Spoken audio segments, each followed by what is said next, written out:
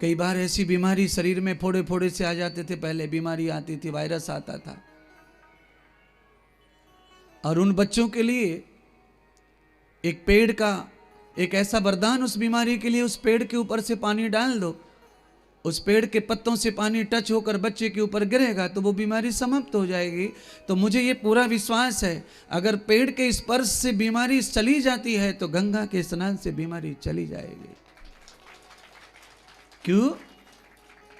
जिस पेड़ की पूजा हम करते हैं बच्चों के हिसाब से, वो सारे पेड़ों को गंगा छू के आती है हिमालय से।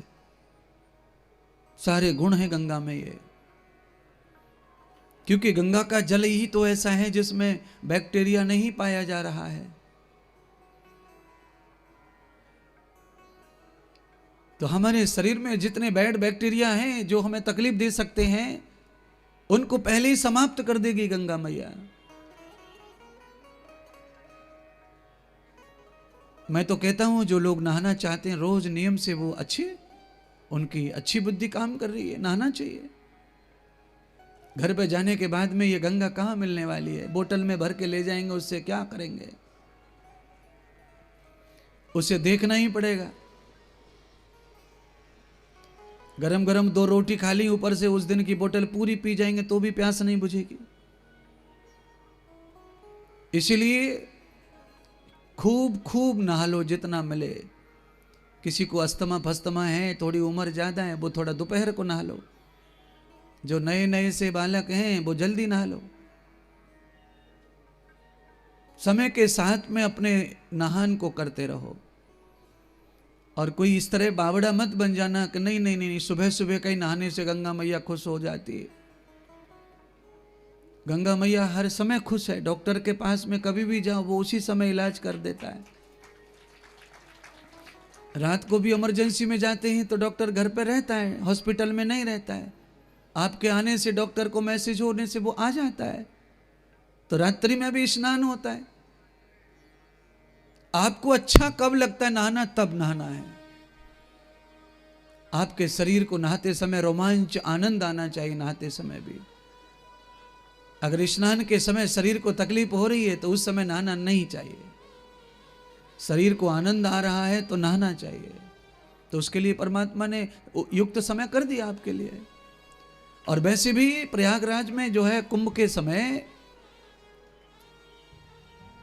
सूर्य मकर राशि में प्रवेश करता है, तब इसका पुण्य मिलता है कुंभ में नहाने का। इसलिए सूर्य जब तेजस्वी भाव में हो तब नहाने का और लाभ मिलता है, तब सुख मिलता है नहाने का। ऊपर से सूर्य की किरणें पड़ रही हों और नीचे तुम डूबक लगा रहे हो,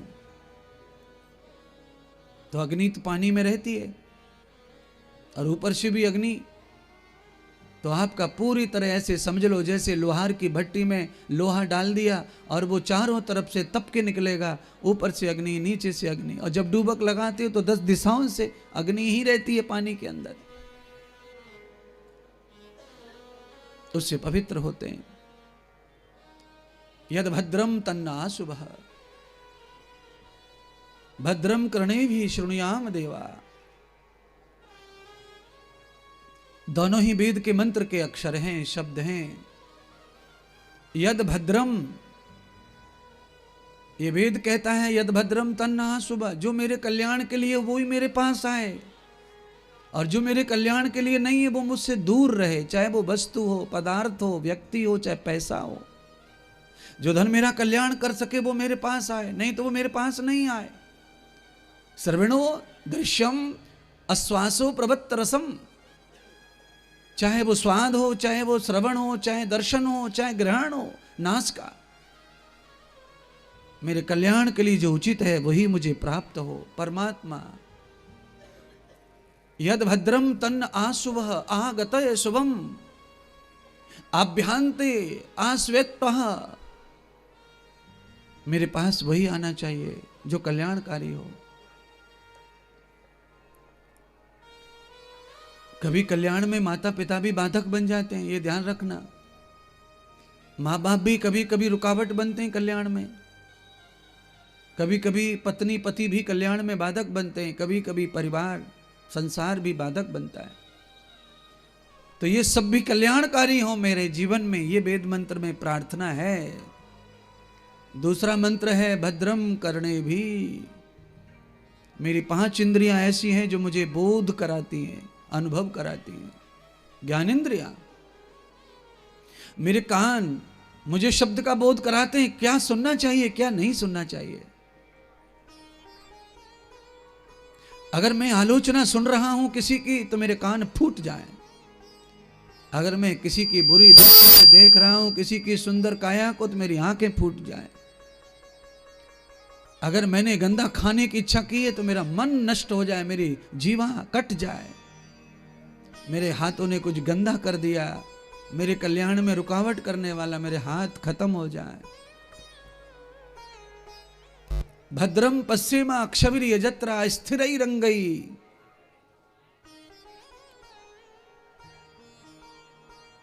मेरे शरीर का एक एक अंग रोम रोम कल्याण करने वाला हो। ये सब कब बोलना चाहिए? जब गंगा में डुबक लगाओ तब बोलना चाहिए। हे गंगा मैया, मैं आप में प्रवेश कर रहा हूं, मेरे अंग कल्याणकारी कर दो। तांबे के ऊपर सोने का पानी फिरा दिया जाता है, और जो तांबे के ऊपर पीतल के ऊपर सोने का कवर चढ़ा दिया जाता है, लेयर लगा दिया जाता है, पॉलिश मार दी जाती है, तो तांबा सोना दिखता है। और जब तांबे को पिघलाओ, खराब करो, तब सोना सोना अलग हो जाता है, तांबा अलग हो जाता है, पर सोना कभी दूर नहीं जाता है तांबे से। एक बार इस भाव से गंगा में नहाओगे तो पवित्रता सोने की तरह तुम्हारे ऊपर चढ़ जाएगी। और जीवन में जब भी तुमको अलग होना है पवित्रता से, गंदा कुछ करना है, खराब करना है, तो लिख लो, उसी समय पवित्रता अलग हो जाएगी तुमसे।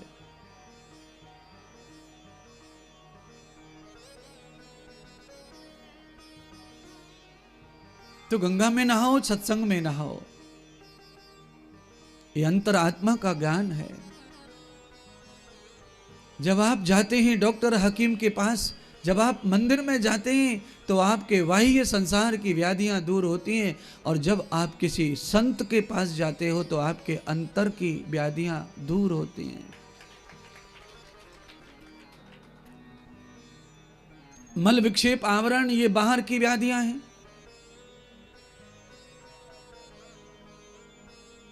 किसी को मल सता रहा है, किसी का पेट साफ हो नहीं रहा, परेशान है, किसी का ज्यादा साफ हो रहा है, परेशान है, किसी को दस्त लग गए, किसी का हो ही नहीं रहा है, किसी को बाथरूम बार बार आ रहा है, किसी को बाथरूम नहीं आता, किसी को कफ आ रहा है, किसी को सूखी खांसी आ रही है। ये क्या है? ये मल विक्षेप आवरण है।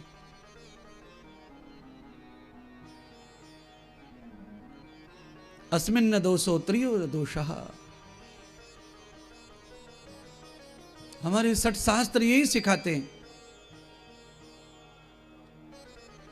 3 विकार बाहर हैं और 6 विकार अंदर हैं, डबल बीमारी अंदर।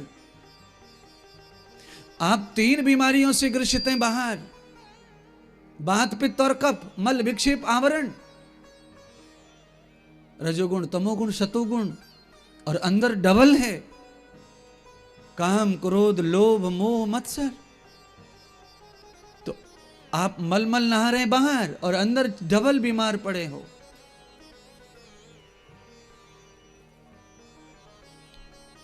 तो डबल तो अंदर है, और शरीर अगर बाहर अच्छा लग रहा है तो उसका मतलब है अंदर भी शरीर है। क्यों? बाल्टी गिलास कटोरी कमंडल भगोना केवल बाहर नहीं होता, वो अंदर भी होता है।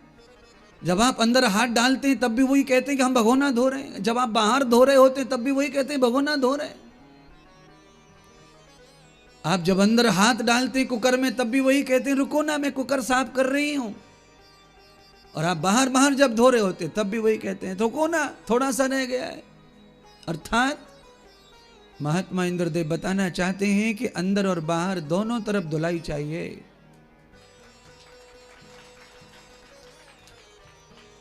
त्रिविधस्तवेगम पुण्यार रुद्राम भवन्ते सखानां प्रिये त्वयि, प्रिय त्वयि। परमात्मा बोलने के लिए सखा है, पर उसे सखा बनाने के लिए आपको अंदर बाहर दोनों तरफ क्लीन होना पड़ेगा। आपके अंदर बुराई कितनी है? डबल पाप किसको लगता है मालूम है? डबल पाप लगता है जो आदमी कथा सुनता है, कथा करवाता है, दान करता है और फिर उसके बाद भी चुगली करे, आलोचना करे, बुरी बात कहे, बुरी बात सुने, उसको डबल पाप लगता है। जो आदमी अंधा है वो गड्ढे में गिरता है तो ज्यादा लोग कुछ नहीं कहते, उसकी मजाक नहीं उड़ाते, लोगों को पता चलता है कि दिखता नहीं है तो लोग फ्री हो जाते हैं, अरे भाई दिखता नहीं है तो क्या गलती थोड़ी है, गिर गया। पर जिस आदमी को बटेर सी आंखें हैं, भट्टी सी, और उसके बाद भी गिरता है, मोच आती है, टूटता है, तो उसकी गलती है। लोग कहते हैं क्या दिखता नहीं तुम्हें, आंखें तो है तुमको। तो जो आदमी सत्संगी है, भजनानंदी है, उस आदमी को इन सारी क्लेशों से मुक्त होना चाहिए। इधर की उधर, उधर की उधर, अपना स्वार्थ पूरा नहीं हुआ तो बुराई बताना, अपना स्वार्थ पूरा हो गया तो अच्छा ही बताना, ये क्या है? ये किसी भी यजमान सत्संगी का धर्म नहीं है। सत्संगी सत्संगी होता है, धर्मी धर्मी होता है। जो रोज कथा सुनते हैं उनको कितना स्वास्तिक होना चाहिए। स्वास्तिक का मतलब होता है कितना कल्याणकारी जीव होना चाहिए वो जो रोज कथा सुन रहा है, इस बाबा की, उस बाबा की, उस बाबा की, उस बाबा की। कोई भी बाबा नहीं छोड़ा तुमने, और आपके अंदर स्वास्थ्य पैदा नहीं हुआ, ये बड़ा बदकिस्मती है।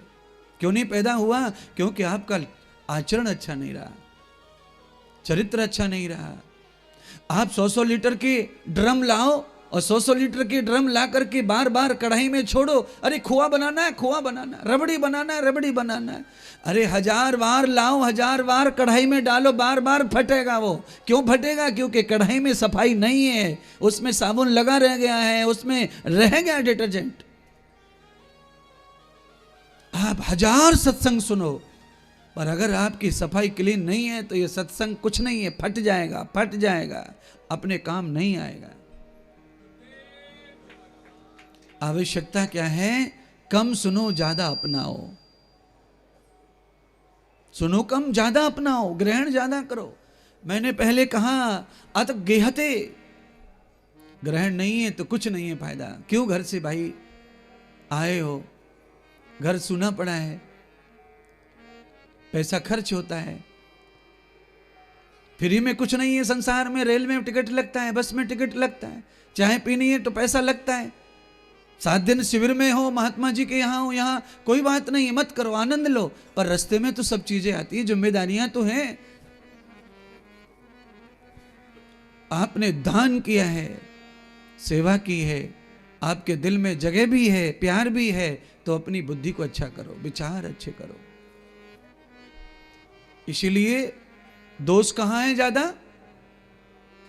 अच्छा बोलो, गैस पे खाना पकता है आजकल, तो गैस में पात्र बाहर से कम गंदा होता है और अंदर से ज्यादा गंदा होता है। गैस का चूल्हे पर बनना, पहले दोनों तरफ से गंदा बराबर हो जाता था, लकड़ी पे पकता था तो बाहर से भी काला हो जाता था और अंदर से भी अग्नि की वजह से कहीं किनारा जल गया, कहीं इधर जल गया, कहीं उधर जल गया, पात्र जल जाता था।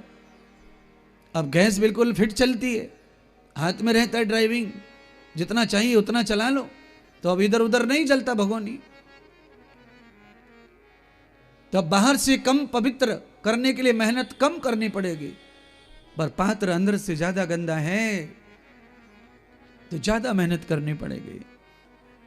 उसके लिए एकमात्र उपाय है और वो है गुरु ज्ञान, सत्संग, ये भागवत कथा, प्रवचन, कोई भी कथा प्रवचन के माध्यम से सुनने को मिले तो यही अंतर आत्मा को, अंतर मन को पवित्र करता है।